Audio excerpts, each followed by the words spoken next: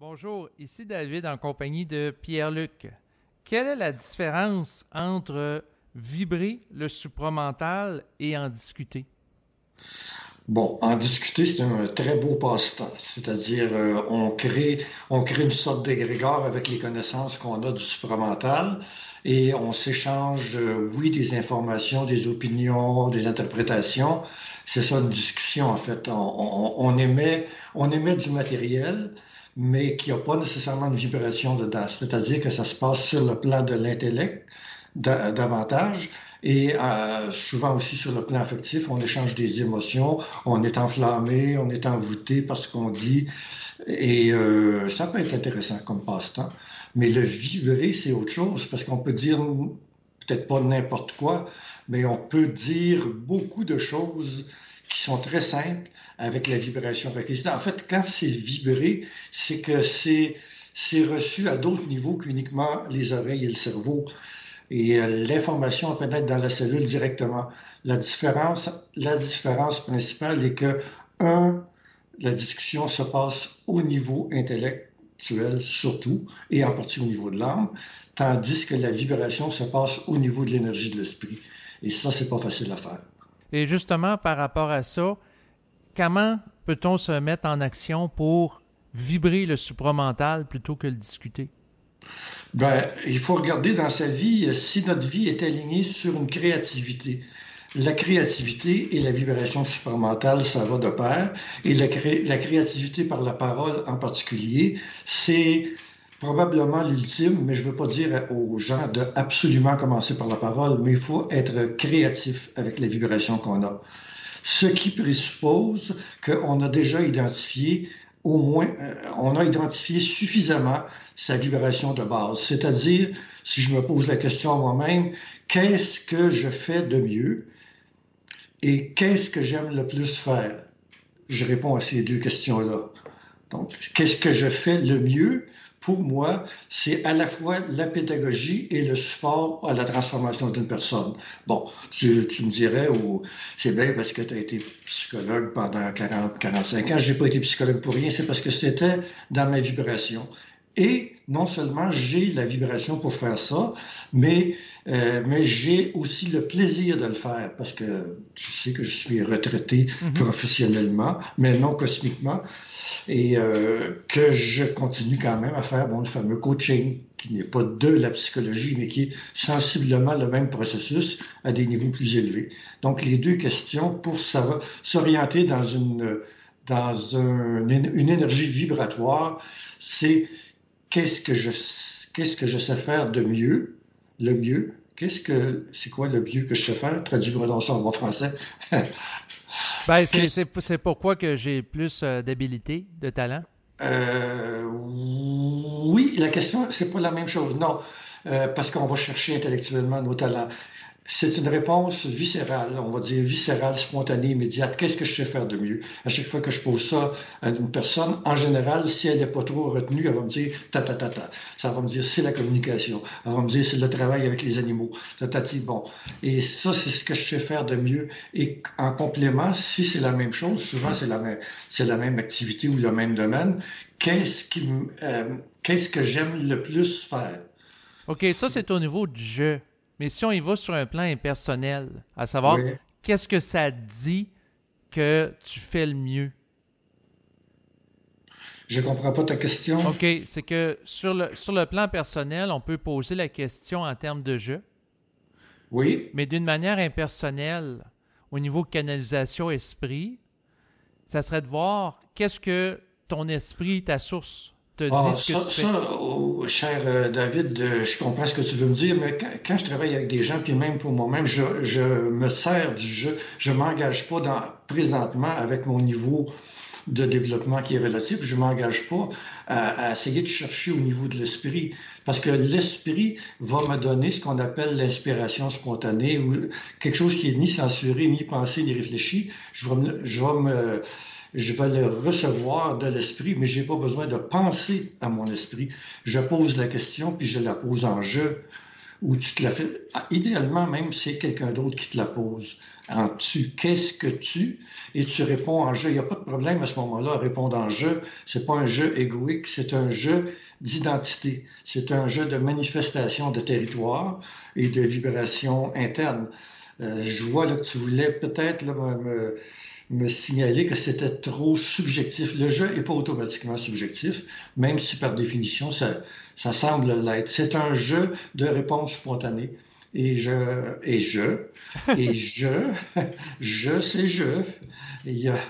Et quand oui, les structures du supramental utilisait quand même le jeu, mais était pas chaud à l'idée qu'on reste dans l'ego, tu le sais comme moi.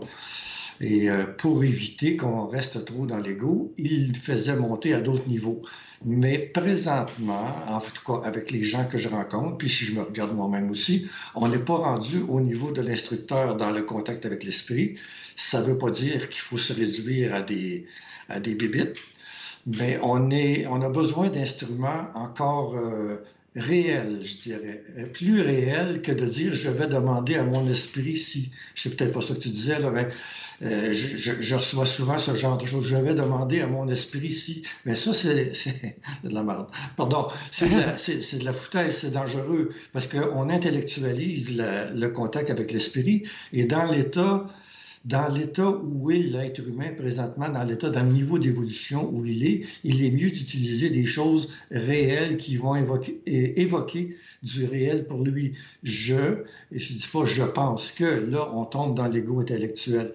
Je sais que, déjà, on a une différence. Je sais que je dois faire ci, parce qu'il y a une troisième question qui vient au niveau de savoir ce qui est vibratoire. D'accord, pour qu'est-ce que je sais faire parfaitement, qu'est-ce que j'aime le mieux faire, mais j'ai perdu mon idée. Qu'est-ce que c'était?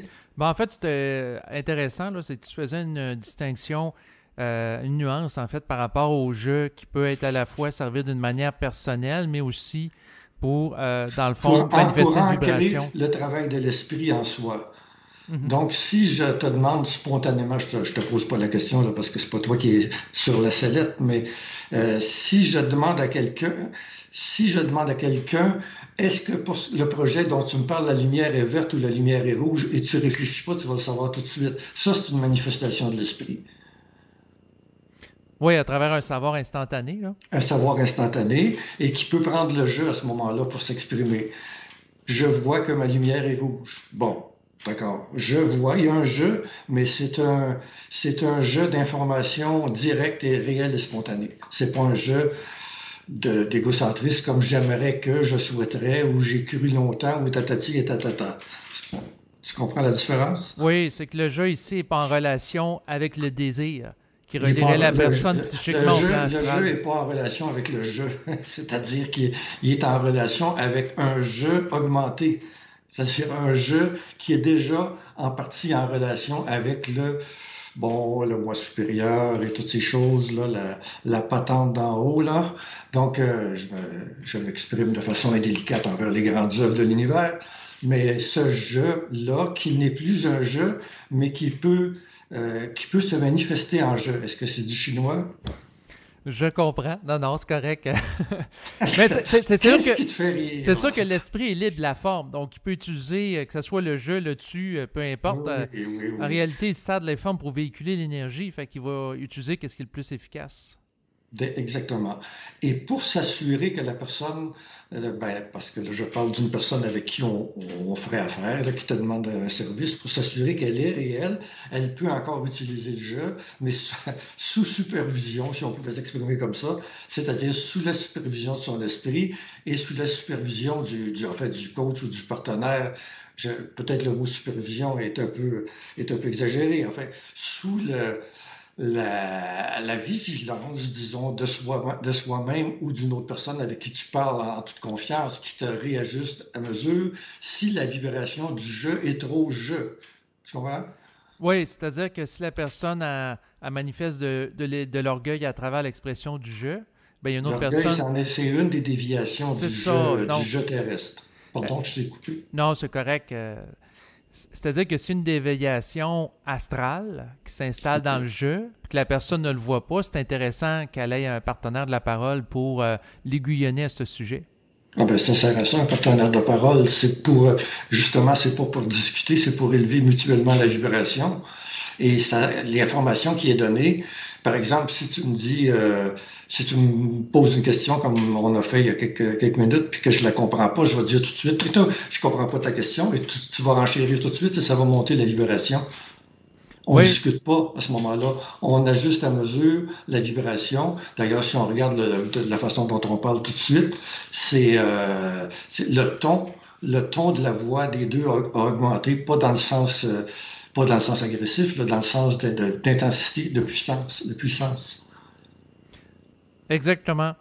Donc, exactement. Bon. Ça devient intéressant d'observer le phénomène énergétique lorsqu'il s'installe, mais pour favoriser la parole qui est de type vibratoire, est-ce que tu as des suggestions à faire aux gens pour sortir de la discussion puis entrer dans une parole qui favorise une mise en puissance réelle? Ben, je veux dire, pour la parole, il faut parler. Il faut parler, mais si tu parles avec quelqu'un qui est capable de te commenter à mesure, parce que la plupart des gens sont, je veux dire, je ne le dis pas dans le sens péjoratif, je le dis, sont constipés de la gorge. Et c'est normal, ils sont constipés de la parole. C'est un peu constipé de la gorge, si on veut. Alors, c'est pas nécessaire d'avoir suivi des cours de chant ou d'expression sonore ou tout ça. Ça peut aider, mais c'est au niveau psychologique et au niveau psychique que se fait la volonté de parole. La volonté d'évacuer la parole. Drôle de terme, c'est la première fois que je l'utilise, évacuer. Ça fait penser à un autre orifice, mais c'est très intimement relié en acupuncture aussi, la gorge et l'autre orifice. Ne soyons pas vulgaires. Oui, merci de mettre au parfum de cela. Fait oui, pour le parfum, on passera avec ce que je viens de dire. C'est ça, tu es un vrai laxatif psychique. D'accord. Alors, ça prend un laxatif de la gorge, mais qui n'est pas le même, j'espère. Il ne faut pas se perdre dans la supposition, disons. Je fais des jeux de mots. Bon, alors, ça prend soit une épreuve de vie qui nous oblige à parler, soit une volonté, parce qu'on est conscient qu'il faut l'ouvrir, ce centre de la gorge-là. C'est par là que se fait la fusion. On sait, d'après ce qui nous a été donné comme information, que la fusion, pardon, et éventuellement la sexualité future va se faire par la gorge. Monsieur David, ne faites pas de joke sur la sexualité. Et t'es au bout. OK. Non, ben, c'est parce que je te connais un petit peu. Tu es très en vie. Alors, mais je parle de sexualité comme ça, je veux dire que c'est le centre, ça sera le centre énergétique principal de l'être humain de la nouvelle race. La gorge, mais la gorge, le thymus au plan physique, mais la parole ou le verbe, si vous aimez mieux le comprendre comme ça. Autrement dit, c'est une parole qui vibre. Dans l'information qui est passée, c'est une parole qui vibre. Et c'est une parole non pensée, non réfléchie, qui vient d'ailleurs.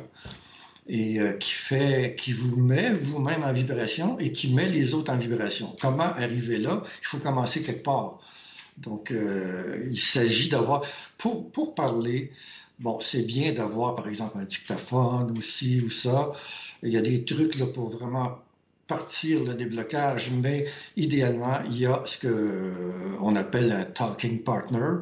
Ça prend un partenaire qui est capable de contenir la vibration que, par exemple, si c'est toi, ben toi, tu as déjà du chemin, du travail de fait, mais qui est capable de contenir la vibration et de la propulser plus loin encore, comme tu fais avec moi présentement.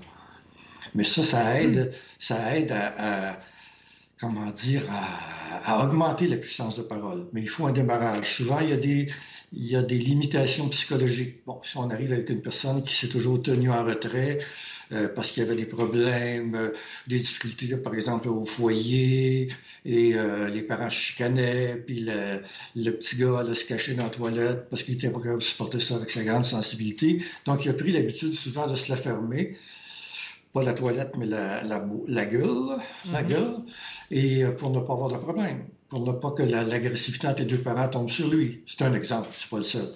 Il y a des tempéraments aussi qui ont tendance à être très introvertis. Bon, enfin, il y a des conditions de départ qui font qu'il faut savoir pour soi si on est prêt, si on a bien vu qu'il fallait développer cette parole-là parce que ça va avoir un effet sur tout l'ensemble de notre énergie et sur l'ascension qu'on va faire ensuite.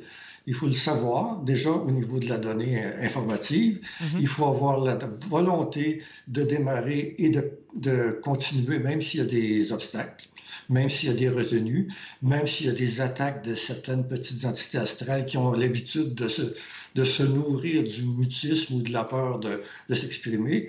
Alors, ils vont réagir en te disant des choses comme la parole est l'argent, mais le silence est d'or. Ou si par exemple, tu as des mémoires de vie antérieure où tu as été monastique ou monastérisé, alors tu as pris l'habitude du silence qui pouvait être bon à ce moment-là, et tu as des réticences, tu peux avoir des réticences profondes à parler en ayant l'impression que tu vas dire des idioties, des niaiseries, que ça vaut pas la peine, que tu n'apportes rien à l'histoire de l'humanité parce qu'il y a tellement de monde qui parle. Puis ici, on parle du supramental, il y a tellement de monde qui s'exprime à ce sujet-là présentement que tu dis « j'ai rien de plus à apporter » et blablabla, et blablabla. Alors que la seule chose que tu dois savoir, c'est que tu dois t'apporter quelque chose à toi-même en oubliant toutes ces conneries-là qui te sont suggérées dans la pensée et en y allant directement, comme si il dépendait de ta vie, par exemple, d'apprendre à nager et que tu décidais qu'au lieu de prendre des cours de natation pendant 2 ans, tu vas à l'eau tout de suite peut-être avec quelqu'un qui au début va te sécuriser et t'apprends à nager dans l'espace de 30 minutes ou 1 heure. Tu viens de te sauver 23 mois de travail. Exactement. Puis en lien de ça, qu'est-ce que la volonté de parler? La volonté de parler, c'est une décision. Si tu es sensibilisé, par exemple, disons, au matériel du supramental, il n'y a pas que ce matériel-là qui prêche de parler, il y en a qui prêchent de se taire, mais il y en a qui prêchent de parler. Si tu es déjà sensibilisé à ça, que ça te touche, que ça vibre quelque chose pour toi, l'information est bonne, donc tu y vas, point. On te dit, il y a un trésor dans l'île de je sais pas quoi, là, de Saint John's quelque chose, puis tu sais que c'est vrai, personne ne l'a trouvé encore, ben, tu vas t'organiser pour y aller dans l'île, même si tu dois vraiment en chaloupe pendant 6 heures. Exactement. Autrement dit, la personne va avoir une constance dans sa volonté, elle va être mobilisée pour Oui. passer à l'action. Oui, il y a une vibration qui te touche. Ça, c'est pas le vouloir, ça vient pas de l'ego. La vibration, c'est ça que tu as à faire. Ça, c'est la troisième caractéristique là, de la non-discussion, c'est-à-dire de la vibration. Tu sais ce que tu dois faire.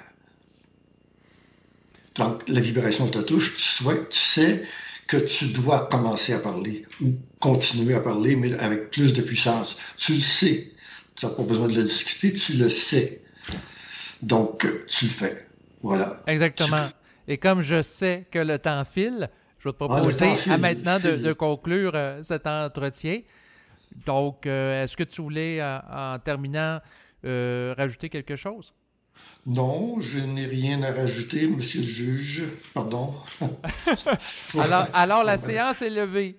La séance est levée, c'est bien. Excellent. Donc, au revoir. Au revoir.